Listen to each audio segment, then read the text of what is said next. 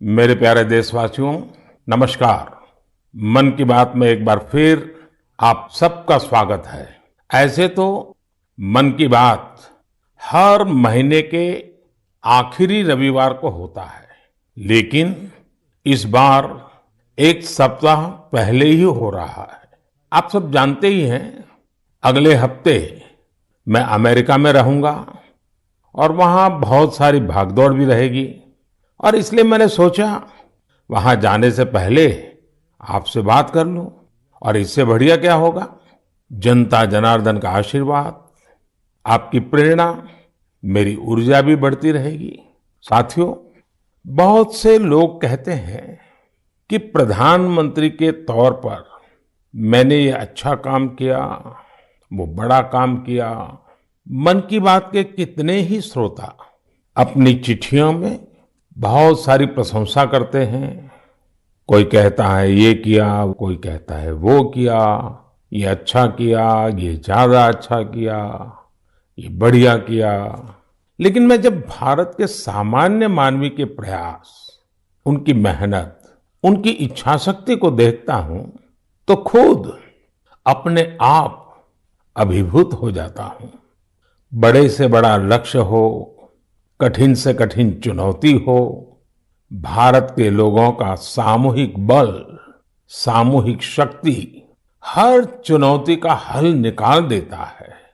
अभी हमने 2-3 दिन पहले देखा कि देश के पश्चिमी छोर पर कितना बड़ा साइक्लोन आया। तेज चलने वाली हवाएं, तेज बारिश, साइक्लोन बिपरजॉय ने कच्छ में कितना कुछ तहस नहस कर दिया। लेकिन कच्छ के लोगों ने जिस हिम्मत और तैयारी के साथ इतने खतरनाक साइक्लोन का मुकाबला किया, वो भी उतना ही अभूतपूर्व है। 2 दिन बाद ही कच्छ के लोग अपना नया वर्ष यानी आषाढ़ी बीज भी मनाने जा रहे हैं। ये भी संयोग है कि आषाढ़ी बीज कच्छ में वर्षा की शुरुआत का प्रतीक माना जाता है। मैं इतने साल कच्छ आता जाता रहा हूं, वहां के लोगों की सेवा करने का मुझे सौभाग्य भी मिला है और इसके लिए कच्छ के लोगों का हौसला और उनकी जिजीविषा के बारे में मैं अच्छी तरह जानता हूं।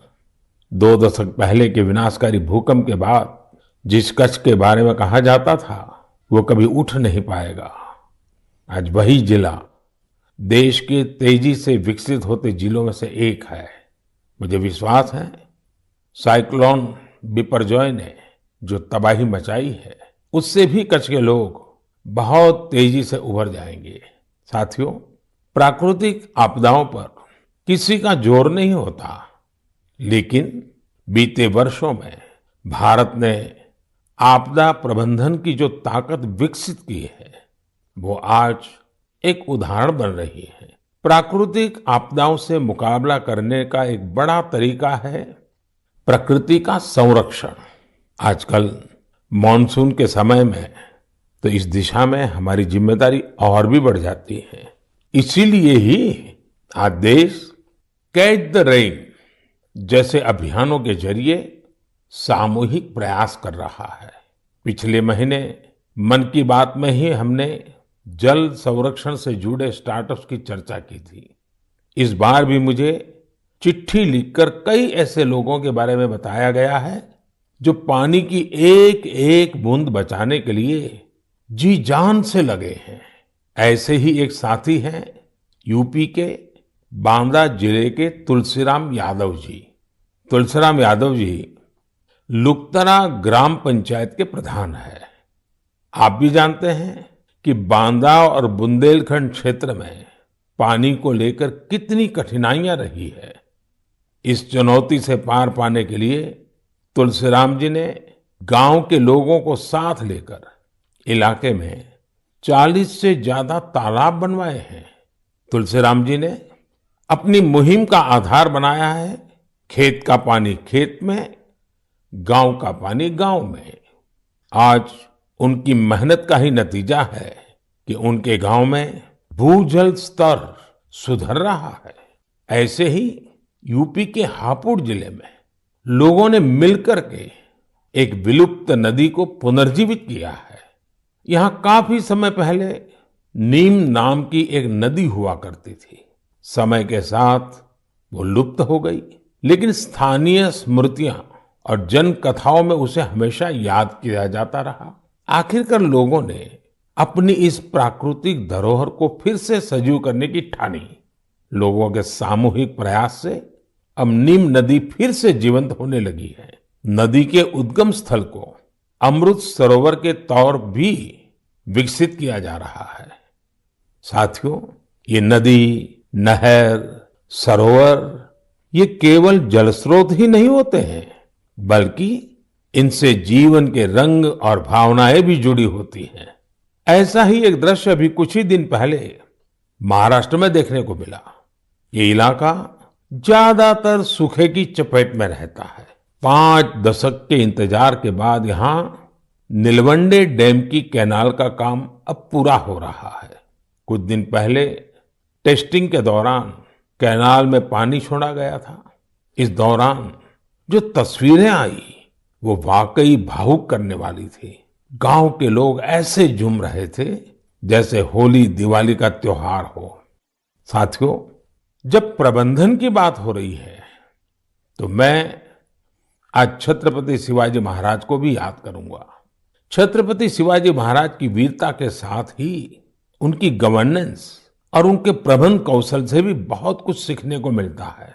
विशेषकर जल प्रबंधन और नौसेना को लेकर छत्रपति शिवाजी महाराज ने जो कार्य किए वो आज भी भारतीय इतिहास का गौरव बढ़ाते हैं। उनके बनाए जल दुर्ग इतनी शताब्दियों बाद भी समंदर के बीच में आज भी शान से खड़े हैं। इस महीने की शुरुआत में ही छत्रपति शिवाजी महाराज के राज्याभिषेक के 350 वर्ष पूरे हुए हैं। इस अवसर को एक बड़े पर्व के रूप में मनाया जा रहा है। इस दौरान महाराष्ट्र के रायगढ़ किले में इससे जुड़े भव्य कार्यक्रमों का आयोजन किया गया। मुझे याद है कई वर्ष पहले 2014 में मुझे रायगढ़ जाने उस पवित्र भूमि को नमन करने का सौभाग्य मिला था। ये हम सबका कर्तव्य है कि उस अवसर पर हम छत्रपति शिवाजी महाराज के प्रबंध कौशल को जानें, उनसे सीखें। इससे हमारे भीतर हमारी विरासत पर गर्व का बोध भी जगेगा और भविष्य के लिए कर्तव्यों की प्रेरणा भी मिलेगी। मेरे प्यारे देशवासियों, आपने रामायण की उस नन्ही गिलहरी के बारे में जरूर सुना होगा जो राम सेतु बनाने में मदद करने के लिए आगे आई थी। कहने का मतलब ये कि जब नीयत साफ हो, प्रयासों में ईमानदारी हो, तो फिर कोई भी लक्ष्य कठिन नहीं रहता। भारत भी आज इसी नेक नियत से एक बहुत बड़ी चुनौती का मुकाबला कर रहा है। ये चुनौती है टीबी की, जिसे क्षय रोग भी कहा जाता है। भारत ने संकल्प किया है 2025 तक टीबी मुक्त भारत बनाने का। लक्ष्य बहुत बड़ा जरूर है। एक समय था जब टीबी का पता चलने के बाद परिवार के लोग ही दूर हो जाते थे, लेकिन ये आज का समय है जब टीबी के मरीज को परिवार का सदस्य बनाकर उनकी मदद की जा रही है। इस क्षय रोग को जड़ से समाप्त करने के लिए निक्षय मित्रों ने मोर्चा संभाल लिया है। देश में बहुत बड़ी संख्या में विभिन्न सामाजिक संस्थाएं निक्षय मित्र बनी हैं। गांव देहात में, पंचायतों में हजारों लोगों ने खुद आगे आकर टीबी मरीजों को गोद लिया है। कितने ही बच्चे हैं जो टीबी मरीजों की मदद के लिए आगे आए हैं। ये जन भागीदारी ही इस अभियान की सबसे बड़ी ताकत है। इसी भागीदारी की वजह से आज देश में 10 लाख से ज्यादा टीबी मरीजों को गोद लिया जा चुका है। और ये पुण्य का काम किया है करीब करीब 85,000 निक्षय मित्रों ने। मुझे खुशी है कि देश के कई सरपंचों ने ग्राम प्रधानों ने भी ये बीड़ा उठा लिया है कि वो अपने गांव में टीबी को समाप्त करके ही रहेंगे। नैनीताल के एक गांव के निक्षय मित्र श्रीमान दिकर सिंह मेवाड़ी जी ने टीबी के 6 मरीजों को गोद लिया है। ऐसे ही किन्नौर की एक ग्राम पंचायत के प्रधान निक्षय मित्र श्रीमान ज्ञान सिंह जी भी अपने ब्लॉक में टीबी मरीजों को हर जरूरी सहायता उपलब्ध कराने में जुटे हैं। भारत को टीबी मुक्त बनाने की मुहिम में हमारे बच्चे और युवा साथी भी पीछे नहीं है। हिमाचल प्रदेश के ऊना की 7 साल की बेटी नलिनी सिंह का कमाल देखिए। बिटिया नलिनी अपनी पॉकेट मनी से टीबी मरीजों की मदद कर रही है। आप जानते हैं कि बच्चों को गुल्लक से कितना प्यार होता है, लेकिन एमपी के कटनी जिले की 13 साल की मीनाक्षी और पश्चिम बंगाल के डायमंड हार्बर के 11 साल के बश्वर मुखर्जी दोनों ही कुछ अलग ही बच्चे हैं।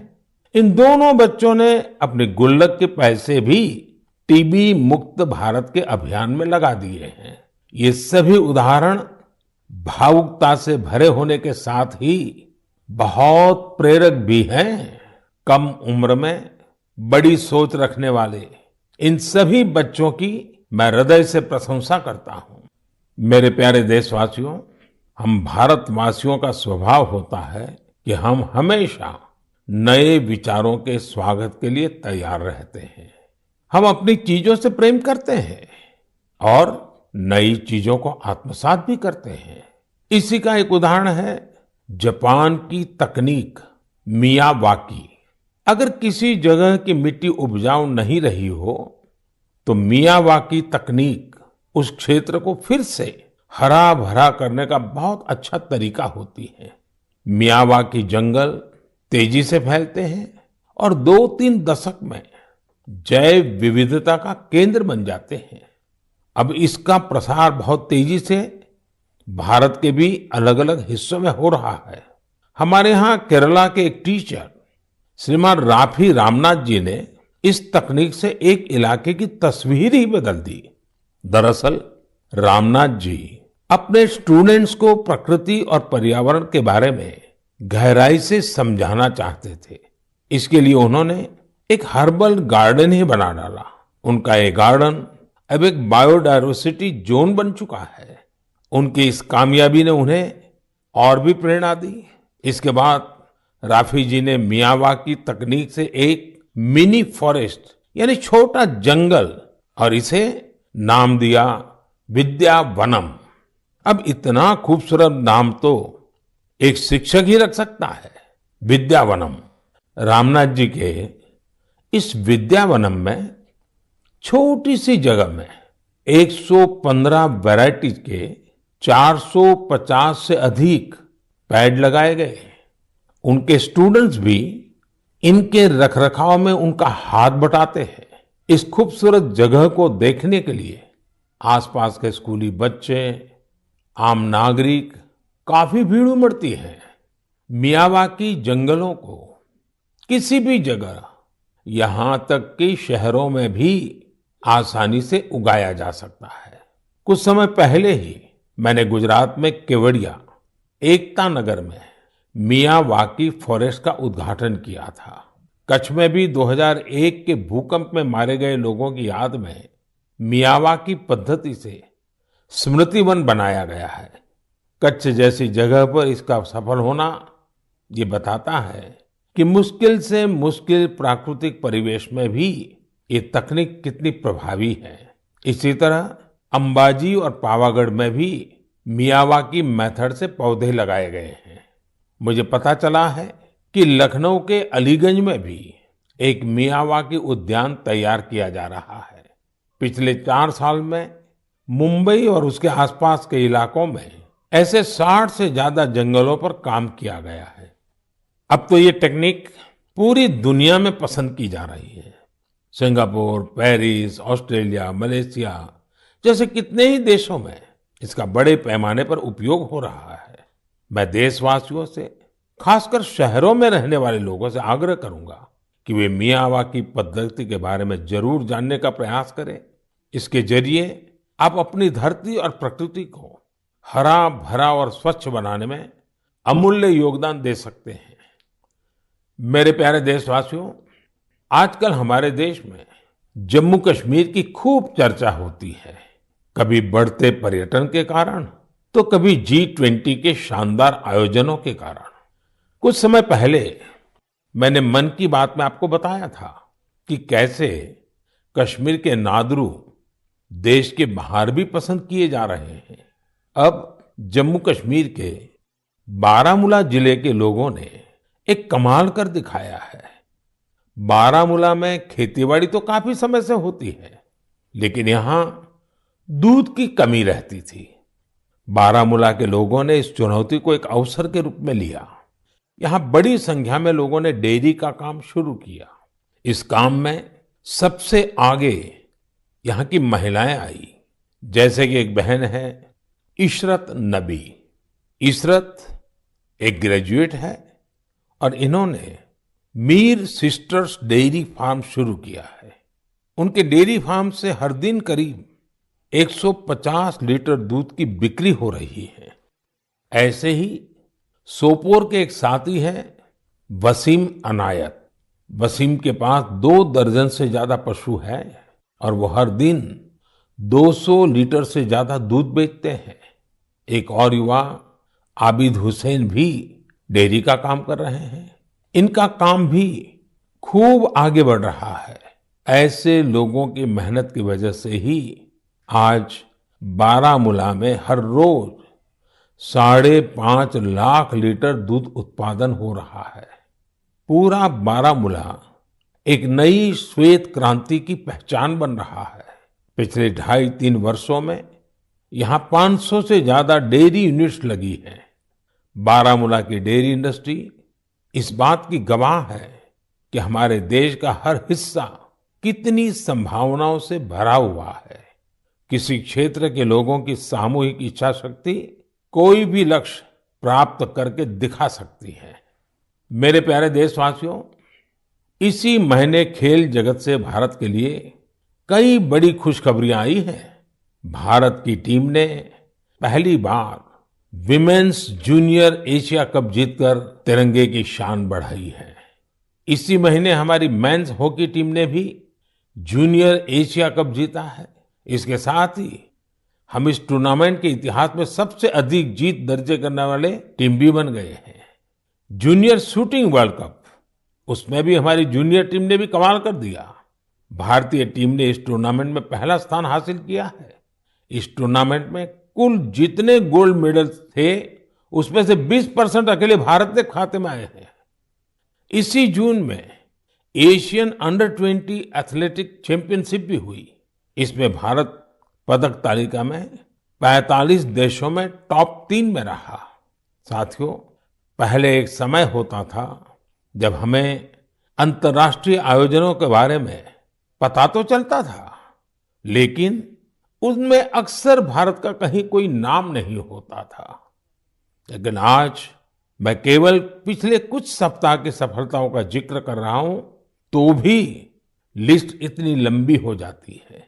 यही हमारे युवाओं की असली ताकत है। ऐसे कितने ही खेल और प्रतियोगिताएं हैं जहां आज भारत पहली बार अपनी मौजूदगी दर्ज करवा रहा है। जैसे कि लॉन्ग जंप में श्री शंकर मुरली ने पेरिस डायमंड लीग जैसे प्रतिष्ठित आयोजन में देश को ब्रॉन्ज दिलाया है। ये इस प्रतियोगिता में भारत का पहला मेडल है। ऐसे ही एक सफलता हमारी अंडर 70 वुमेन रेसलिंग टीम ने किर्गिस्तान में भी दर्ज की है। मैं देश के इन सभी एथलीट्स, उनके पेरेंट्स और कोचेस सबको उनके प्रयासों के लिए बहुत बहुत बधाई देता हूं। साथियों, इंटरनेशनल आयोजनों में देश की सफलता के पीछे राष्ट्रीय स्तर पर हमारे खिलाड़ियों की कड़ी मेहनत होती है। आज देश के अलग अलग राज्यों में एक नए उत्साह के साथ खेलों के आयोजन होते हैं। इनसे खिलाड़ियों को खेलने, जीतने और हार से सीखने का मौका मिलता है। जैसे अभी उत्तर प्रदेश में खेलो इंडिया यूनिवर्सिटी गेम्स का आयोजन हुआ। इसमें युवाओं में खूब उत्साह और जोश देखने को मिला। इन खेलों में हमारे युवाओं ने 11 रिकॉर्ड तोड़े हैं।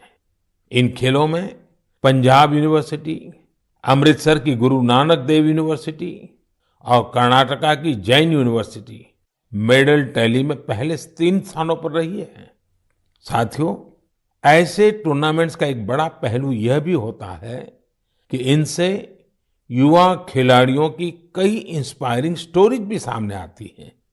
खेलो इंडिया यूनिवर्सिटी गेम्स में रोविंग स्पर्धा में असम की कॉटन यूनिवर्सिटी के अन्यतम राजकुमार ऐसे पहले दिव्यांग खिलाड़ी बने जिन्होंने इसमें हिस्सा लिया।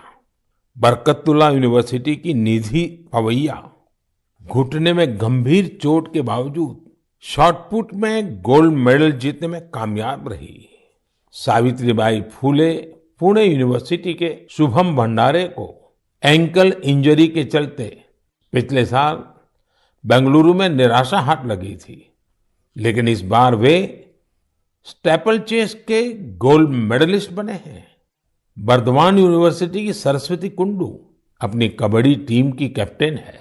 वे कई मुश्किलों को पार कर यहां तक पहुंची है। बेहतरीन प्रदर्शन करने वाले बहुत सारे एथलेट्स को टॉप स्कीम से भी बहुत मदद मिल रही है। हमारे खिलाड़ी जितना खेलेंगे उतना ही खिलेंगे। मेरे प्यारे देशवासियों, 21 जून भी अब आ ही गई है। इस बार भी विश्व के कोने कोने में लोग अंतर्राष्ट्रीय योग दिवस का उत्सुकता से इंतजार कर रहे हैं। इस वर्ष योग दिवस की थीम है योगा फॉर वसुधैव कुटुंबकम, यानी एक विश्व एक परिवार के रूप में सबके कल्याण के लिए योग। यह योग की उस भावना को व्यक्त करता है जो सबको जोड़ने वाली और साथ लेकर चलने वाली है। हर बार की तरह इस बार भी देश के कोने कोने में योग से जुड़े कार्यक्रम आयोजित किए जाएंगे। साथियों, इस बार मुझे न्यूयॉर्क के संयुक्त राष्ट्र मुख्यालय यूएन में होने वाले योग दिवस कार्यक्रम में शामिल होने का अवसर मिलेगा। मैं देख रहा हूं कि सोशल मीडिया पर भी योग दिवस को लेकर गजब का उत्साह दिख रहा है। साथियों, मेरा आप सभी से आग्रह है कि आप योग को अपने जीवन में जरूर अपनाएं, इसे अपनी दिनचर्या का हिस्सा बनाएं।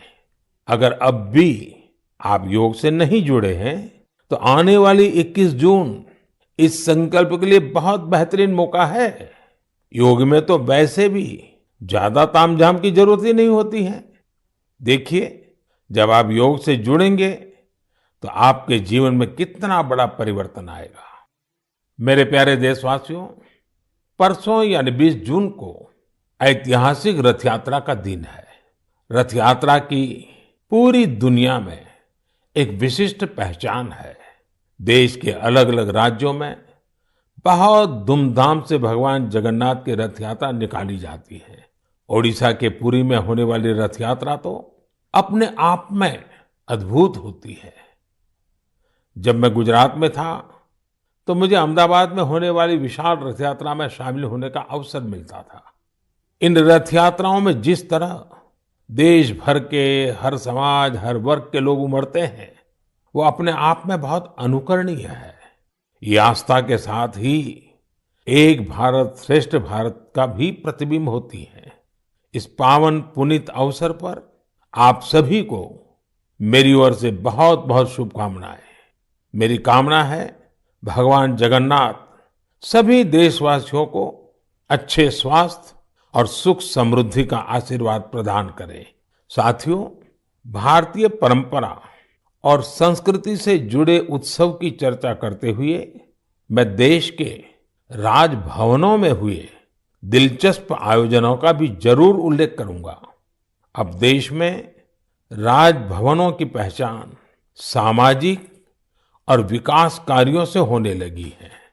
आज हमारे राजभवन टीबी मुक्त भारत अभियान के, प्राकृतिक खेती से जुड़े अभियान के, ध्वजवाहक बन रहे हैं। बीते समय में गुजरात हो, गोवा हो, तेलंगाना हो, महाराष्ट्र हो, सिक्किम हो, इनके स्थापना दिवस को अलग अलग राजभवनों ने जिस उत्साह के साथ सेलिब्रेट किया, वो अपने आप में एक मिसाल है। ये एक बेहतरीन पहल है जो एक भारत श्रेष्ठ भारत की भावना को सशक्त बनाती है। साथियों, भारत लोकतंत्र की जननी है, मदर ऑफ डेमोक्रेसी है। हम अपने लोकतांत्रिक आदर्शों को सर्वोपरि मानते हैं, अपने संविधान को सर्वोपरि मानते हैं। इसलिए हम 25 जून को भी कभी भुला नहीं सकते। यह वही दिन है जब हमारे देश पर इमरजेंसी थोपी गई थी। यह भारत के इतिहास का काला दौर था। लाखों लोगों ने इमरजेंसी का पूरी ताकत से विरोध किया था। लोकतंत्र के समर्थकों पर उस दौरान इतना अत्याचार किया गया, इतनी यातनाएं दी गई कि आज भी मन सिहर उठता है। इन अत्याचारों पर, पुलिस और प्रशासन द्वारा दी गई सजाओं पर बहुत सी पुस्तकें लिखी गई हैं। मुझे भी संघर्ष में गुजरात नाम से एक किताब लिखने का उस समय मौका मिला था। कुछ दिनों पहले ही इमरजेंसी पर लिखी एक और किताब मेरे सामने आई, जिसका शीर्षक है torture of political prisoners in India. Emergency के दौरान छपी इस पुस्तक में वर्णन किया गया है कि कैसे उस समय की सरकार लोकतंत्र के रखवालों से क्रूरतम व्यवहार कर रही थी। इस किताब में ढेर सारी केस स्टडीज हैं, बहुत सारे चित्र हैं। मैं चाहूंगा कि आज जब हम आजादी का अमृत महोत्सव मना रहे हैं, तो देश की आजादी को खतरे में डालने वाले ऐसे अपराधों का भी जरूर अवलोकन करें। इससे आज की युवा पीढ़ी को लोकतंत्र के मायने और उसकी अहमियत समझने में और ज्यादा आसानी होगी।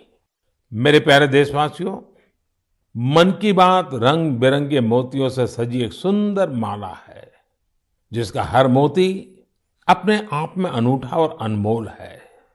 इस कार्यक्रम का हर एपिसोड बहुत ही जीवंत होता है, हमें सामूहिकता की भावना के साथ साथ समाज के प्रति कर्तव्य भाव और सेवा भाव से भरता है। यहाँ उन विषयों पर खुलकर चर्चा होती है जिनके बारे में हमें आमतौर पर कम ही पढ़ने सुनने को मिलता है। हम अक्सर देखते हैं कि मन की बात में किसी विषय का जिक्र होने के बाद कैसे अनेकों देशवासियों को नई प्रेरणा मिली। हाल ही में मुझे देश की प्रसिद्ध भारतीय शास्त्रीय नृत्यांगना आनंदा शंकर जयंत का एक पत्र मिला। अपने पत्र में उन्होंने मन की बात के उस एपिसोड के बारे में लिखा है जिसमें हमने स्टोरी टेलिंग के बारे में चर्चा की थी। उस कार्यक्रम में हमने इस फील्ड से जुड़े लोगों की प्रतिभा को एक्नॉलेज किया था। मन की बात के उस कार्यक्रम से प्रेरित होकर आनंदा शंकर जयंत ने कुट्टी कहानी तैयार की है। ये बच्चों के लिए अलग अलग भाषाओं की कहानियों का एक बेहतरीन संग्रह है। यह प्रयास इसलिए भी बहुत अच्छा है क्योंकि इससे हमारे बच्चों का अपनी संस्कृति से लगाव और गहरा होता है। उन्होंने इन कहानियों के कुछ इंटरेस्टिंग वीडियोस अपने YouTube चैनल पर भी अपलोड किए हैं।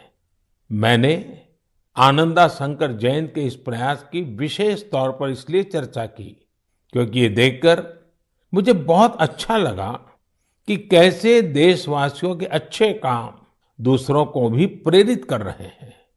इससे सीखकर वे भी अपने हुनर से देश और समाज के लिए कुछ बेहतर करने की कोशिश करते हैं। यही तो हम भारतवासियों का वो कलेक्टिव पावर है जो देश की प्रगति में नई शक्ति भर रही है। मेरे प्यारे देशवासियों, इस बार मन की बात में मेरे साथ इतना ही। अगली बार नए विषयों के साथ आपसे फिर मुलाकात होगी। बारिश का समय है, इसलिए अपने स्वास्थ्य का खूब ध्यान रखिए, संतुलित खाइए और स्वस्थ रहिए। हाँ, योगा जरूर कीजिए। अब कई स्कूलों में गर्मी की छुट्टियां भी खत्म होने को है। मैं बच्चों से भी कहूंगा कि होमवर्क लास्ट दिन के लिए पेंडिंग ना रखें। काम खत्म करिए और निश्चिंत रहिए। बहुत बहुत धन्यवाद।